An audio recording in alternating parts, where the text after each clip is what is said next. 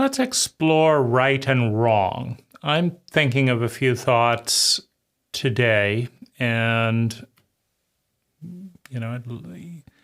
you of course have a good mind and may have your own thoughts, but I haven't formulated and articulated right and wrong much in my life.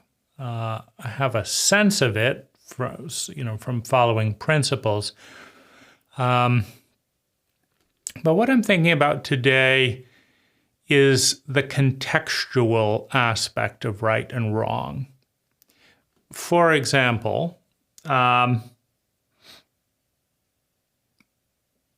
is it right for a child to send their parents to prison?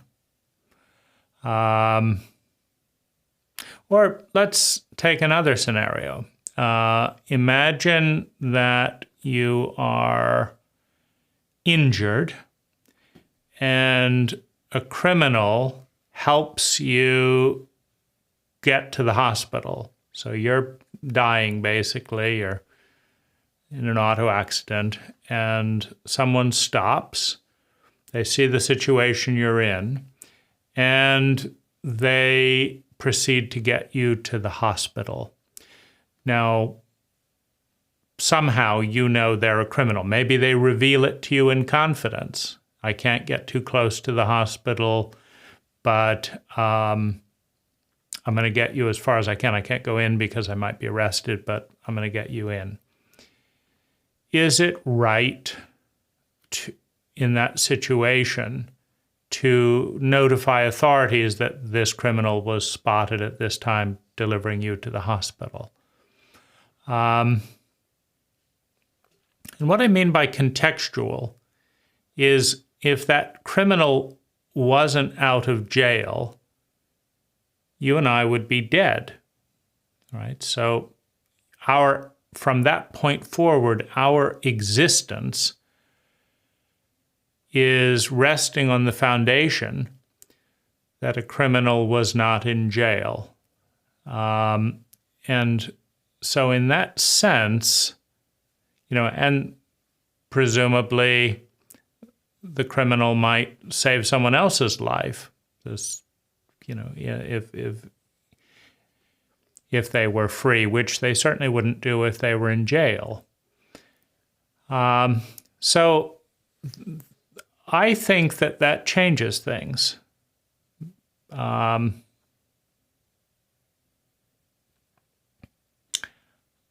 think it changes things, and that comes back to the parental thing.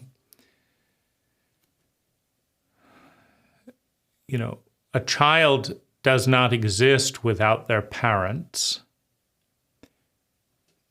So, and their parents were the way they were at the time of birth, right?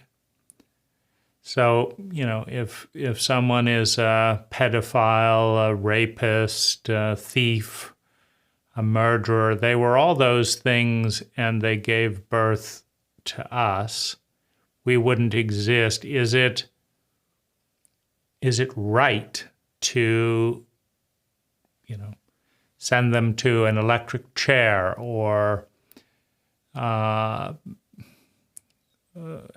assist authorities in locating?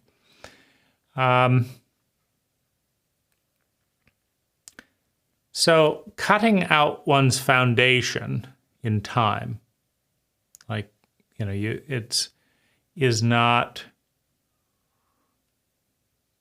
a very sustainable practice. Like, you can look at various horrific points in history.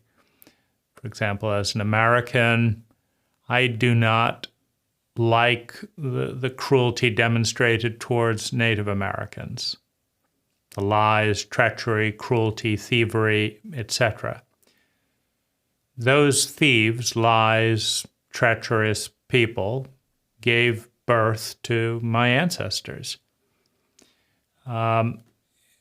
And, before that, some of them were criminals in Europe, right? And so it's it's tempting to think of, if we could go back and delete those interactions, but you can't delete the interactions without deleting the people who performed the actions. And if you delete the people, then the generations do not continue to iterate forward. So it's a shaky proposition. I think it is different, for example, for a child to handcuff and imprison their parents than it is for a child not to intervene as a neighbor turns the parents in and a police officer handcuffs the parents. It's a little bit similar in the dynamic with a lover. It may not be right. For example, I hire my wife in my landscape company because she prefers working there than anywhere else. And when she makes mistakes, I'm critical, just as I am with anyone else. I'm also a little bit more familiar, right? And so I'm not as polite as I might be to a stranger. And it feels right as an employer, but not necessarily right as a husband. And so I think that there are times and situations where, like, in order for a business to function, employees need to follow discipline. And in order to follow discipline in a capitalist framework, there's a punishment and a reward cycle. You give bonuses, you give raises to people that are doing a good job following the protocol, and you give fines or disciplines of various kind if people are damaging the business and not following the protocol. But is it right to do that as a husband, right? And so I think it in that sense, what's right may be subjective. Like it's necessary, right? And so it may not be right to be in an authoritarian relationship with a friend or family member, because it may be right for the employer relationship, but the more sensitive feelings relate to the friendship, right? And so that's a difficult thing. You can have things that are wrong for the friendship, but are right for the other position. And I think one of the ways to determine this is looking at the flow. Now, we have the flow going to the right? In our clocks, the time is going to the right? So it's, I guess it's going to the left, now, but we think of it, clockwise as turning right. And so the thing to look at is the flow, right? Is the flow of the systems that we're in facilitated in its cycle? And by cycle, I mean you have to exhale so that you can inhale, so that you can exhale, right? And so it would be wrong to stop the inhale and exhale again, and then stop the inhale and exhale again, because the system breaks down. There's no more body if you take the wrong path in that cycle. Similarly, it's wrong to eat children, right? If you give birth to a child and eat it rather than facilitate its growth, then the cycle of birth and death and generations is interrupted. So you could say it's going backwards. Right? You start the process, you give birth, and then you go backwards, you eat the child. So you said that's wrong. But what is it that's wrong? It's the movement of life. It's the movement of the circle, of the cycle, that is wrong. Right? To have a winter, and then to have another winter, and then to have another winter with no spring and summer is wrong in the cycle of the seasons.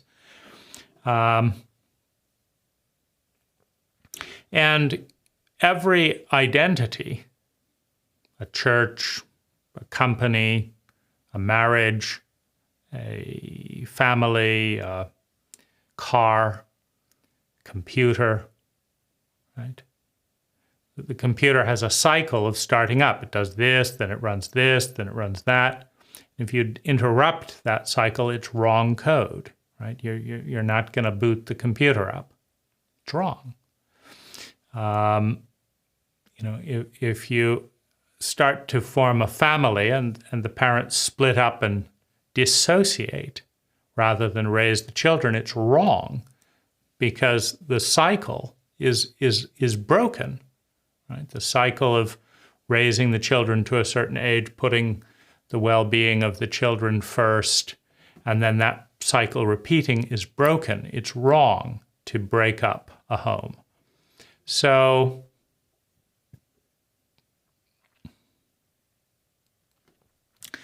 these cycles exist mostly in our mind.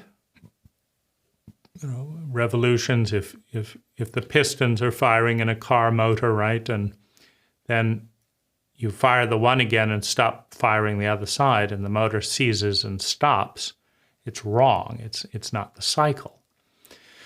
So there's a design of an energy pattern. For example, the irises in the background, they flower and they produce the possibility of another iris to exist. Of course, they don't need to flower. They could commit suicide, right? But that would be wrong for the continuation of irises. So you have a deviation that interrupts and breaks the system. That is wrong from the perspective of the system and those in the system. On the other hand, every time something breaks, a new system replaces. Meaning if I interrupt my breath, my body collapses and I'm cremated and become ash, right? That ash eventually will fertilize something, right? Plants. It can be isolated in that cycle, right? But in a more natural cycle would be to put the full body in the earth, maybe 2 or 3 feet deep, and plant a flower garden over it, and put in some herbs along the way to create a scent, to discourage animals, so that the cycle of life could be repeated with the body that's lived off of the planet going to feed the planet again, right? That's the right cycle, and it's wrong to break that up and put chemicals in it and freeze the process. Right? But on the other hand, you have a system of culture, right? That's built up around funeral events and preserving the body and all of that. So as a system collapses, a new system takes its place. And iteratively over time, the patterns that take the place over time, statistically speaking, become more complex than the patterns that were dissolved, right? And so statistically speaking, human beings today are more complex than they were 1,000 years ago. And if nobody's system had died and collapsed, then those old ideas would be a lot more resilient. Part of what gives space for life to continue is the collapse of a system. And so it's an interesting thing, but what I think is important to understand is that right and wrong is very personal. Right? It may be right for a child to try and fight for their parents' medical care. It might be right for the hospital to cut that Medicare care off because it's costing, $30,000 a week to prolong a miserable life, meaning the person's half conscious, in pain, and going to die in a month. And that $30,000 a week is then not available for, a baby that needs care that can have a one-time operation so it's right for the hospital to prioritize the baby, but it may be right for the family to fight for the best elder care. And it may be best for the regulators to create a law that doesn't that moderates the excessive expenses of prolonging a few weeks of an unhappy life, so that can go into other areas. But what's right from each of these perspectives may be different. And so in that sense, what's right and wrong is a personal guidance system. And one's conscience can be in a dialogue with what systems we are engaged with and what is the next step in those systems, understanding that in the larger picture, as a given system collapses, over time, statistically speaking, something more intelligent takes its place, meaning over the last 30, 10, 20, 30 billion years, life has gotten more and more complex. Right? The dinosaurs were wiped out. Life today is more complex than before that meteor happened. Right? So those are my thoughts on right and wrong, and I'm curious what you think about it.